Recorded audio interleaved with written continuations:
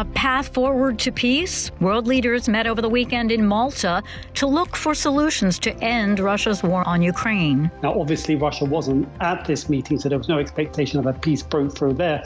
But this is part of Ukraine's diplomatic offensive to isolate Russia.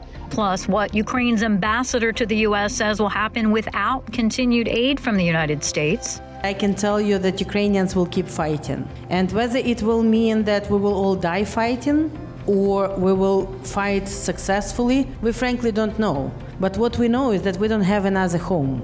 And later in the program, Ukrainian students at a university in the U.S. are raising money for their country's armed forces. Today is Monday, October 30th. From the Voice of America, this is Flashpoint Ukraine.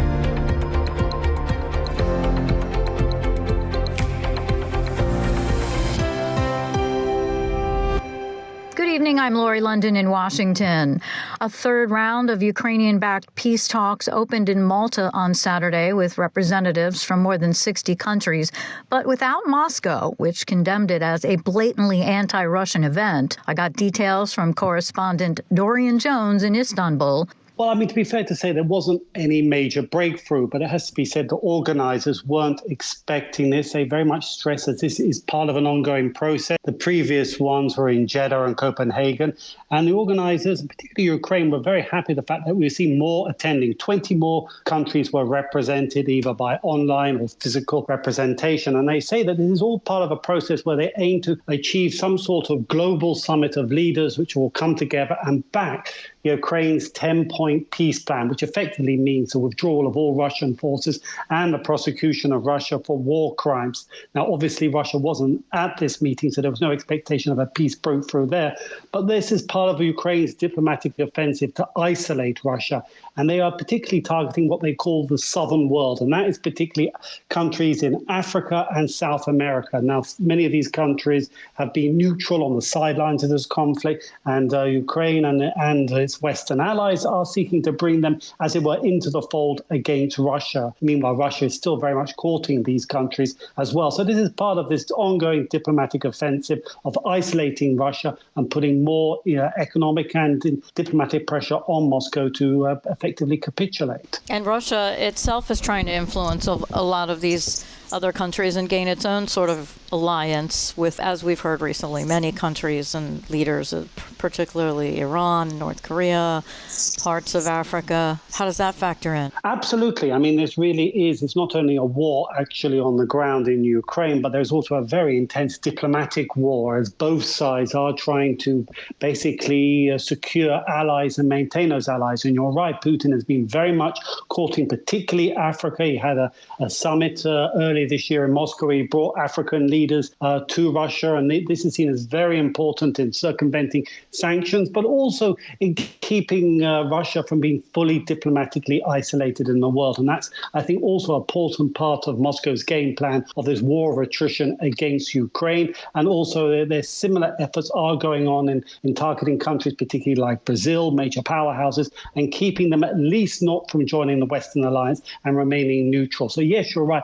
This is this ongoing war throughout the world among international diplomacy between Moscow and Kiev. Russia just recently said it's ready for talks on post-conflict settlement. But, as we know, territorial integrity is something that's going to be probably a really difficult challenge since Russia thinks it has a right to maintain occupation in parts of Ukraine, and Ukraine wants its country back entirely, as you said. No, absolutely. I mean, I think, to be honest, that there's a lot of skepticism when Russia even talks about any kinds of peace or negotiations, be it post-war or not. And I think that there is seen as part of this Moscow diplomatic offensive. It wants to appear that it's not intransigent. Yes, it's ready to discuss the outcome and post-war discussions. And particularly Moscow stresses that it's not going to consider withdrawing from Ukraine. And for Ukraine, that's the bottom line. It wants Russia out of its territory, not only the territory it seized in this latest conflict, but also the Crimea as well. So there is absolutely no middle ground between these two sides as yet. And I think for the moment, both sides believe that they can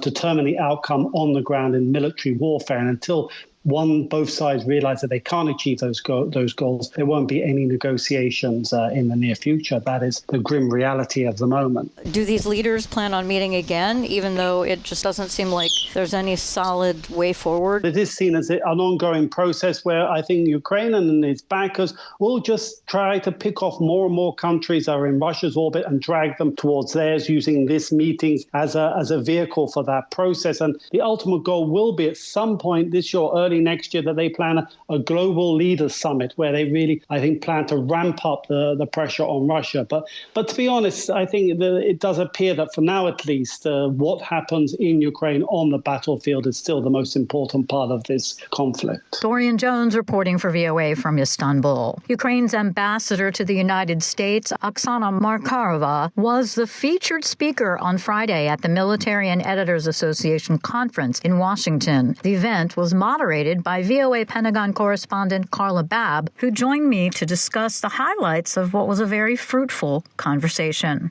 She had a lot of really important things to say. You did ask specifically how concerned she was about continued support for Ukraine, given the current attitudes of some members in Congress right now. That's right.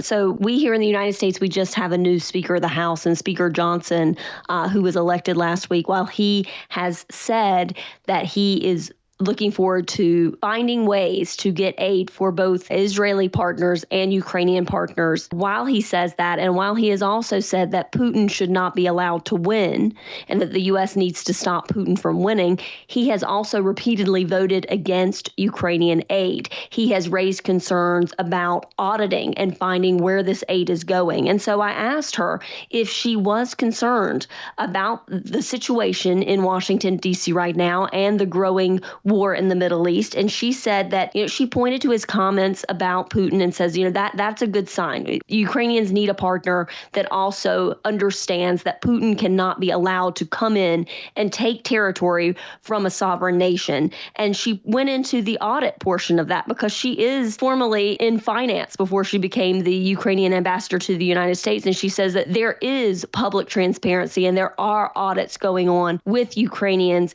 in every single portion of the aid that they have been given. And she listed the different types of aid that had been given. And she said, as long as it hadn't been classified as secret, we have been able to publicly display all of our aid given. And she goes, and that's why it's so important that the Ukrainians keep getting aid, because you can see through our audits that we the Ukrainians, need more weapons, she says. And she goes, the biggest concern that she sees at the moment is delays, because if the aid is delayed, then that gives Russians time to fortify their defenses on the battlefield, and that puts Ukrainians at an even bigger disadvantage. She says they have to fight everywhere. Right now, there are more than 400,000 Russian fighters on Ukrainian territory, and she said that one of the biggest back and forths that is talked about with analysts and experts in war is that Ukraine is not focused on one or two areas. They're trying to defend everywhere. She says that has to happen because they've seen what Russia is capable of doing in places like Bucha, where the massacre happened of civilians. And she says that the Ukrainians feel that it is their duty to protect citizens everywhere, and no place needs to be safe for Russians to kill and rape and send people off to Russian territory and kidnap them. She says that can't happen. And so they're doing what they say is the best that they can do to keep fighting against Russian aggression. And let's listen to a bit of what she said about her concerns about losing support. We are concerned that delays in this might just cause, the more deaths and more horrible situations on the ground, because we also have to be very clear. The choice we're making now is not between Ukraine getting more support and winning, and not getting more support and staying where we are. No, because Russia didn't change the intent. So if we will not get the support, it's just a matter of time when Russia will start winning. Do you feel like you have enough aid coming in now to win the war? Well, not to win the war. To win the war, we need another additional support from both the U.S. and European Union and other countries. Right now, we have used all the budget support that we have received from the U.S., so we don't have any incoming budget support available. On the energy and humanitarian side, we still have some money available from the previous budget. And on the military support, the only amount available is the presidential drawdown. So we cannot order anything. The USAI is used. I think all of it except for like 300 million, if I'm not mistaken, or even less.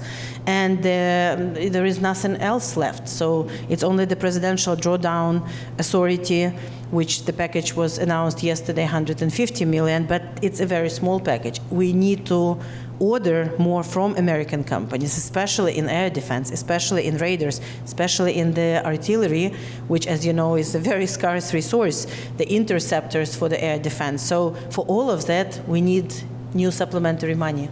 And you also talked to her a bit about whether or not there's also added concern now because of what's happening in the Middle East and if supporting Israel will take away some of the focus on Ukraine. That's right. So there is a concern here in the United States about supporting two different wars and two allies. President Biden has said repeatedly that the U.S. can walk and chew gum at the same time, is how they refer to that, meaning that they are perfectly capable of supplying Ukraine and Israel with weapons and support.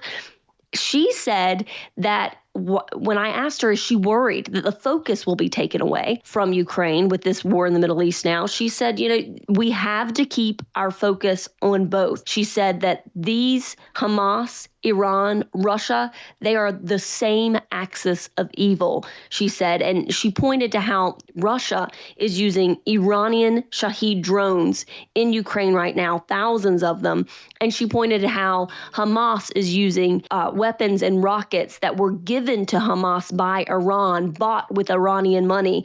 When, unfortunately, we see the frequent visits of Hamas and Iran to Moscow and how they are coordinating and discussing their actions, and I think all of us, without even being present at those meetings, can guess that they're not discussing how to return peace to the world on those meetings. And so she says that the focus has to remain everywhere in Ukraine and the Middle East in order for the West and democracy and institutions that stand up against the murdering of innocent civilians can win. And Carla, one of the reporters attending asked her directly what will happen if Ukraine no longer receives support from the United States. That's right. And she said that the Ukrainians don't have a choice. This is an existential fight for them.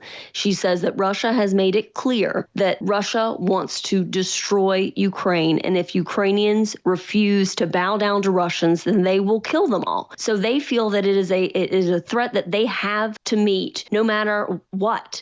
So she says that it's crucial that the United States and Western allies fund them, but they really do not have a choice in this matter. Well, it's going to be extremely difficult for us.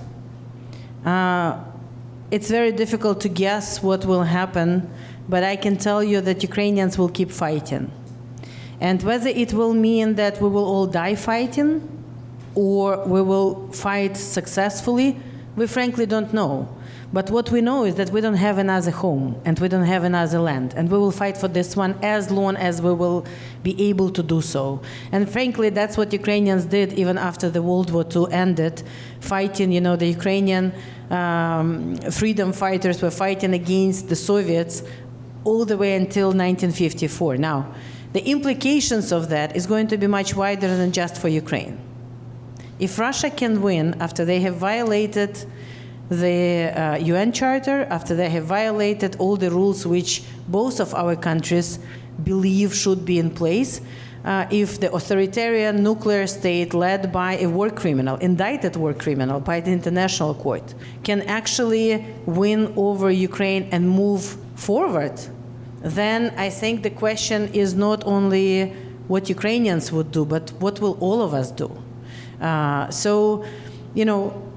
We just have to be very clear that, yes, it's going to be very difficult. We are, in military sense, 100% dependent on our partners now. And she stressed multiple times, as I mentioned, that they need more weapons. Look at what's happening here in the United States at the moment. Ukrainian pilots last week just started training on F-16s. Those are fighter jets in Arizona. That is the last major piece of weaponry that Ukrainians have asked for and have yet to receive. They have received long-range ATACMS. Those are the missiles that are fired out of ground defenses of HIMARS further into Russian control Russian-controlled territory. They have those now. They have M1A1 Abrams tanks. They have not yet used them on the battlefield. At least they have not publicly disclosed that they have used them on the battlefield. But those arrived last month to be at the use and at the ready for Ukrainian forces when they can find the appropriate place to put them in the battlefield. And now they are looking, starting next spring, to getting F-16s. So they're slowly getting all the weaponry they need. But just having this weaponry is not enough. You're going to need more of it to replace the stuff that Russia takes out. And most importantly, you're going to need the munitions that go with them. So for every ATACMS that's launched, it needs to be replaced. And that takes time, that takes money. And that is why she says it is critical for the United States and its allies to stay with Ukraine.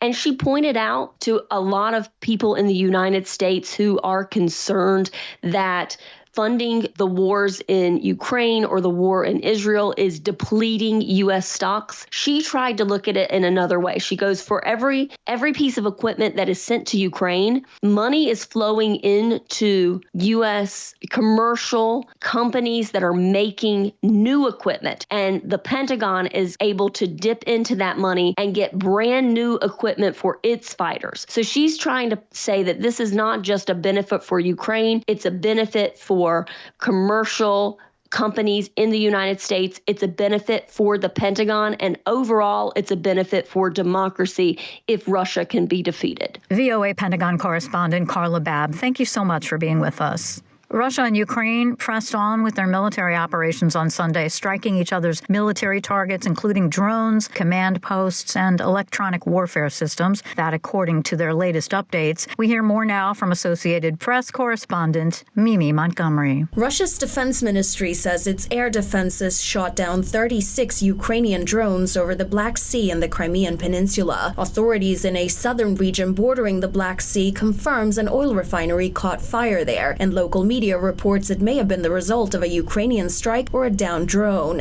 In Ukraine, the country's Air Force confirms the shooting down of 5 Iranian-made drones launched by Russia. Drone strikes and shelling on the Russian border regions and the Crimean Peninsula happen regularly. I'm Mimi Montgomery.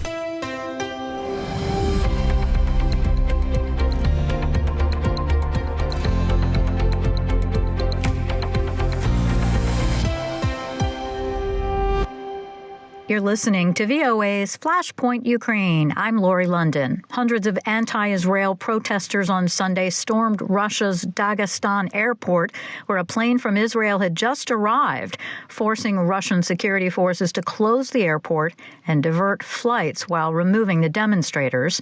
We hear more from Associated Press correspondent Charles de Ledesma. Video shows a large, angry crowd of people moving through the main airport in the Dagestan region, then rushing onto the landing field, chanting anti-Semitic slogans and seeking passengers arriving on a flight from the Israeli city of Tel Aviv. Further video on social media shows some in the crowd waving Palestinian flags and others trying to overturn a police car. Dagestan's Ministry of Health says more than 20 people were injured, with 2 in critical condition, the injured including police officers and civilians. I'm Charles de Ledesma. Zaporizhzhia, a Soviet-era steel plant in the southern Ukrainian city of Zaporizhzhia, has kept running throughout the war in defiance of staff shortages, blocked exports, power blackouts, and the threat of Russian missile attacks. Sean Hogan with Reuters has the story. The steel plant hums on against the backdrop of war. But Ukraine's steel industry, the future of 30% of the country's exports and 10% of its GDP, is in doubt. This plant in Zaporizhzhia, run by Roman Slobodianuk, isn't giving up. Тож це одна з тих сфер економіки, яка It is the economic sector that suffered the most from the war. постраждала. Almost 50% of the entire sector is not functioning today. Вона на сьогоднішній день не функціонує. In Soviet times, Ukraine produced more than 55 million tons of steel annually. That fell to 23 million by 2021, and after Russia invaded last year, output was just 6.9 million in 2022.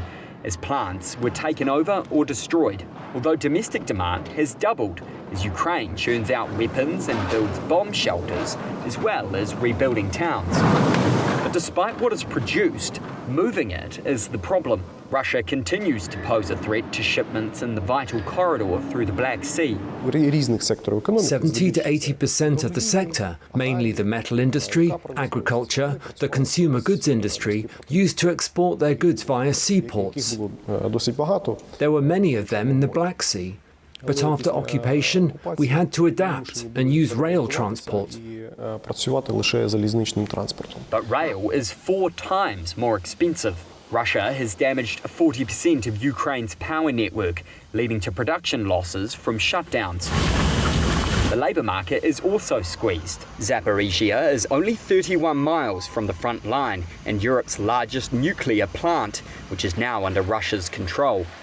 The plant has lost 20% of its 10,000-strong workforce since Russia invaded. Many workers have left and serve at the front line. Both senior and younger workers have left. Some of them serve at the Zaporizhia front, others serve at the Donetsk front. Sean Hogan reporting for Reuters. Ukrainian students at Yale University are raising money for the armed forces of Ukraine and helping to educate fellow students about the situation in their homeland. Irina Solomko has the story narrated by Anna Rice. Ukraine's former finance minister Natalia Yereska is talking about her country's economic recovery from the war. She's speaking at Yale University's Jackson School of Global Affairs at an event organized by a student organization called Ukraine House. Today I'm talking to students who are just forming their worldview, and I tell them how we see the world, why Ukrainians fight, why they need to keep fighting. Yareska's daughter Darina Finglus is a Yale student and a co-director of events at Ukraine House. She says her home is Kiev, but she was attending Yale University when Russia invaded Ukraine. I couldn't be idle and not do anything. I knew I could do something useful because I love Ukraine and I want to go back and live there again. Another Ukraine House member, Yevgenia Podurets, says that most Ukrainian students at Yale belong to the student organization. Everyone contributes in their own way, does something useful for the organization. Someone is helping spread information, others bring materials for fundraising. One of the main goals of Ukraine House is to raise funds for Ukraine. The organization's vice president, Yuri Statsuk, says that is becoming more difficult. It was easy at the start of Russia's invasion. Back then, everyone seemed to be doing something for Ukraine. But now we need to make a lot more effort to reach the same results. To raise funds, members organize various events and parties. During Halloween, they will talk about the Slavic traditions linked to the holidays, as well as sell motankas, traditional Ukrainian dolls, and bracelets from the Azovstal steel plant. By buying this, Americans can help Ukraine and get a souvenir that will serve as a reminder of what Ukrainians went through and keep going through. The group plans to organize a large conference to mark the second anniversary of Russia's invasion and discuss rebuilding Ukraine, says Daria Valska. I'd like to bring to Yale Ukrainian students from a number of U.S. universities, so we can unite for this event. Ukraine House members also want to shift how the academic world looks at Eastern European studies and make sure it's not necessarily through the prism of learning about Russia. For Irina Solomka in New Haven, Connecticut, Anna Rice, VOA News. And that'll do it for us today. Stay up to date with continuing coverage of Ukraine and news from around the world 24 hours a day at voanews.com. And on social media, just follow VOA News. On behalf of all of us here at VOA, we thank you so much for listening. Until next time, I'm VOA's Lori London.